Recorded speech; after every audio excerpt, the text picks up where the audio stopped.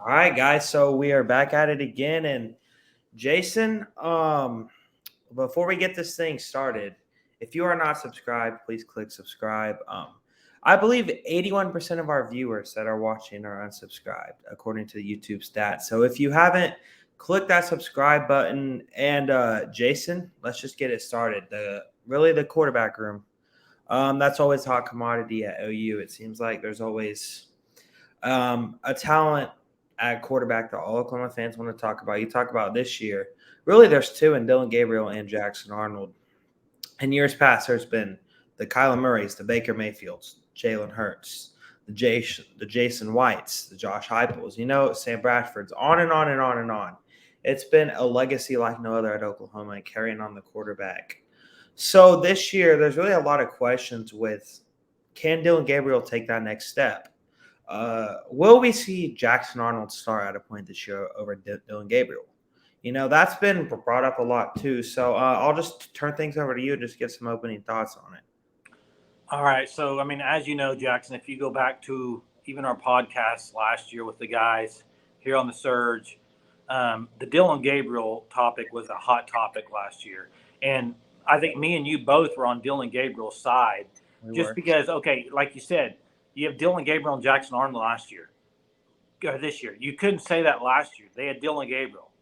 What was behind him was not much. We all saw what it was against Texas, right? And TCU when Gabriel went out. So it's going to be a little different this year because you have that guy that's a 5-star quarterback behind you. Dylan Gabriel, to me, if you look at Dylan Gabriel, true leader. Nobody could sit here watching this video and say he's not a leader. What he does on the field at practices with the guys, building that trust, building that relationship. He's off the field. He's the real deal, okay? Now, there are some things that Dylan Gabriel has to be better at this year. There's a few things, Jackson, that I'm going to mention. One is being patient in the pocket to wait on guys to get open. If your first read is not there, you can't just. I don't know how many times last year I felt like if the first guy was wide open in the Levy's offense and everything, it was a great play. But if he wasn't, that's when I felt like Dylan kind of struggled about trying to find the next guy. Didn't do a whole lot of scrambling last year, a whole lot of running. Maybe that was because of the guys behind him. Quarterback. Nobody behind him. Another thing he's got to do better at is there were so many times last year on third down conversions or fourth down conversions where just make the throw and you get a first down, right? Either just a guy open and he misses a throw. The middle of the field was also a struggle, I believe, for Dylan Gabriel, throwing in the middle of the field. And so all those things are things I think he has to be better at. Do I think he will be better at that? Yes, I do. I think he will be better at that stuff. Yeah. Well, also a thing that you said that stood out to me was his ability to not run. And it was mainly because he couldn't, because there wasn't a backup quarterback. He couldn't risk injury. We saw what happened against TCU when he took off. That was just not a great sight to see. No Oklahoma fan, I think, wants to go through last year again. No one does. So you just talk about with Jeff Lebby at Ole Miss. You talk about what he did with Matt Corral. I believe it's Matt Corral's final year there. I can pull it up to be exactly. But I believe he had 300 to 400 rushing yards. Yeah, so, he was kind of what you would say a dual threat quarterback. We didn't see that last year at OU. But Dylan, for people to say he wasn't good at all is ridiculous. The guy had great stats as far as what he threw for yardage wise. And if you look at his last few games of the year, Texas Tech on the road had a good game, really good game. Florida State, probably his best game of the year in the bowl game. Okay. And so I think you're going to see with a little more balanced running attack this year, with the two backs that are going to get more playing time. I think kind of interchangeable, whereas last year it was mainly Gray. I think you're going to see a difference there with Dylan Gabriel. And here's what I think is the most important thing for Dylan Gabriel is because you mentioned names at the beginning of this video, Jackson. Baker Mayfield, Jalen Hurts, Caleb Williams. I know you probably didn't mention his name, but I'm going to mention his name. Bradford. Why? Okay, one thing all those guys had, Kyler Murray. all those guys had specifically one thing. What do you think I'm getting ready to say? They had the mindset. I mean, that's Well, you can have the mindset, but they had the ability that if you needed a first down or you needed a play to be made, they were that guy that can make that play. Hey, you need 3 yards, Baker. Baker need 3 yards. If guys rushing in on him, I'm going to elude it. And I'm going to go get 4 yards, or I'm going to make a pass to a guy to get 5 yards scrambling. That's what OU's got to have with Dillon Gabriel. Is you got to, because last year you have so many losses on the last possession, and some of that obviously defensive reasons, but you got to be able to make that play when it counts the most. And I do think we're going to see that with Dillon Gabriel this year. I think he's going to have a tremendous season.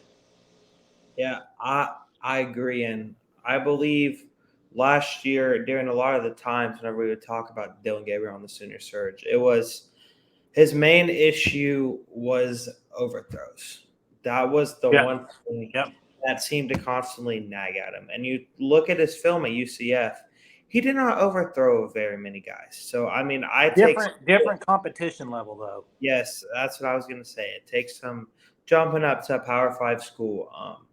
Also, it was really a first year. I know people say you played under Jeff Lebby, but usually his offense evolved so much. Ole Miss to adapt to an SEC style that I don't believe it was very close to what. Obviously, there were some similarities still, but it wasn't the same. So you just talk about Dillon Gabriel's ability to adapt. Can he do that? Can he be more quick with his reads? And as you said, can he stay patient in the pocket? Wait for that third, fourth read to get open. If there's nothing there, he can take off and run. And I think this year, too, we saw it against Florida State, and we also saw it some against Texas Tech. A different Dillon Gabriel with the mindset he had. He was going out there. He was taking hits for his team. I mean, you didn't see that in the first 10, 11 games of the season. And you talk about, too, just he was much more vocal, too. So can he really just keep that fire, on the field? Like we saw, the guy that comes to mind that has all the fire in the world is Baker Mayfield. I mean, You saw that dude on the field. He would intimidate his opponents. I don't think Dillon Gabriel is going to intimidate anyone, but I think he can bring his team some more confidence if he plays like that. And Jackson Arnold is a guy that has all the talent in the world. I mean, he can make every throw. We heard Jeff Lebby say at the coach's luncheon the other day, as I mentioned on the wide receiver room when he was talking about Gavin Freeman. Jackson Arnold, it can make every throw. And I believe Jeff Lebby, I don't know his exact quote, but he said something along the lines, he's going to be the face of the Sooner program. Yeah. I mean, he said he's farther ahead than what he expected. So you talk about a kid that's coming in, he's going to push Dillon Gabriel in fall camp. I don't think Jackson Arnold's going to start. I don't think anyone should have that expectation because he's not going to start unless Dillon Gabriel gets hurt, which we do not want to happen. But I just think that Jackson Arnold's going to push Dillon Gabriel, as I said. He's going to add for some more pressure behind him in game that if he's not playing good, Jeff Lebby is like, hey, I'm going to have a shorter leash. I'm not going to be afraid to sit you down for a few drives, turn to Jackson Arnold, see what he can do. We saw Lincoln Riley do it with Spencer Rattler when Caleb Williams was here. He sat him down. Or actually, he did that before Caleb Williams was here, I believe. He did it the year before, too. Yeah, in 2020, sat him down, so he's going to have to be like, hey, settle down, be yourself. Because playing at Oklahoma, you're held to a very high standard. Yeah. Well, and Jackson Arnold, like you said, got all the talent in the world, got a good mindset, and he is going to be the future here in the near future when Gabriel's gone. And we've heard people say, "Oh, you think they'll do a package for Jackson Arnold in games where he can come in because he is kind of more of a dual threat. He can run." We'll see if they do that. I don't know. I'm not a coach. I can't say whether they will or not.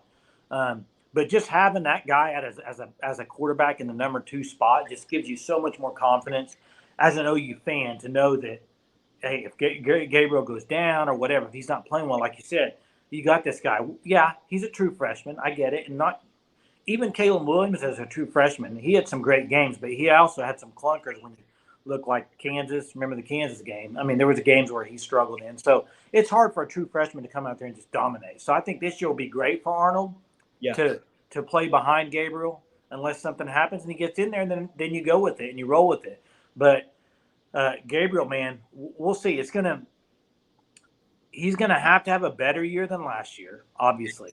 But I think a lot of his the people that said it's just how bad he was last year, I think was just overreaction to basically, and I think it was more of an overreaction to what you said earlier with all the quarterbacks they've had previously. Because even Spencer Rattler had that a little bit because they knew Caleb Williams was there. It's kind of like you remember the fans chanting for Caleb. I mean, they were undefeated at that time. Jackson, I'm going to ask you this. Can OU win a national championship with Dillon Gabriel? Can they? I mean, I think that they can, but a lot of things have to go right. Yeah, I agree, Jackson. First off, they can. For 100% they can. I was when Josh Heupel was the quarterback and they won the national title. I don't even know if you may not have been alive. I don't know, but I watched all those years, and Josh Heupel, he was a good quarterback. Was he a great quarterback? By no means. Did he have the arm strength? Nothing like that. And so, of course, OU can win a national championship with Dillon Gabriel. Dillon Gabriel is plenty good enough to win a national title, and it's just the defense has to be better. And like I said earlier, you have to make the plays when they count the most, and that's what we're going to have to see from Dillon Gabriel is on 3rd down and 5. You got to get 6 yards. You got to make the play, and I'm excited to watch him. I think he's got that mentality to have an amazing year for Oklahoma. Yep, I completely agree, and I believe that we can be talking at the end of the season about Dillon Gabriel being the Big 12 Offensive Player of the Year, maybe. I mean, I agree, Jackson. 100%. He's a guy that can be first team All Big 12. He's a guy that could end up, if all the dominoes right, top 5 in Heisman voting. Yeah, I mean, I believe last year at the beginning of the year he was rated 7th or 8th in odds. So it's not like people didn't know nationally who he was, and I think that last year a lot of flag goes to him. But you talk about a defense, I believe that was ranked statistically just as bad as the 2018 defense. Yeah. With Kyler Murray. An awful defense. And part of the reason why Dillon Gabriel got so much hate was because he's not Kyler Murray. He's not Baker Mayfield. No, he's not talent-wise, but he's just not. If he improves on something like pocket presence. I lost you there for a minute. Can you hear me? Yeah. Yeah, so you look at, like, Baker Mayfield wasn't the fastest guy, but he would, when the pocket collapsed, he would just somehow get out of it, make that play. And that's what Dillon Gabriel, last year his pocket presence, I wouldn't say it was great. And so maybe another year in the system, maybe it'll be better this year, I'm hoping so. Yeah, I also agree that just that year 2 experience in the Big 12, Oklahoma hoping to have a more competent defense, hoping to have a more competent offensive line consistency-wise, hoping to have a lot of things that we expect to improve. And I think that also with this offensive line, which we'll talk about next, but just I got another year under Schmitty in the weight room. There's a lot of talent there. And I think the offensive tackle has a chance to be a tier above what it was last year with 2 NFL guys and Anton Harrison or Wanya Morris. So if they, especially on the right side with that going to be Tyler Guyton protecting Dillon Gabriel's blind side. At times last year, but while Wanya Morris wasn't able to play in the beginning of the year due to suspension, there was times where he was constantly getting pressured from the right side, and I think that had to maybe cause him to get rattled at points. I don't know if that's what happened, but also I just think that year 2 confidence, that experience is going to help him so much.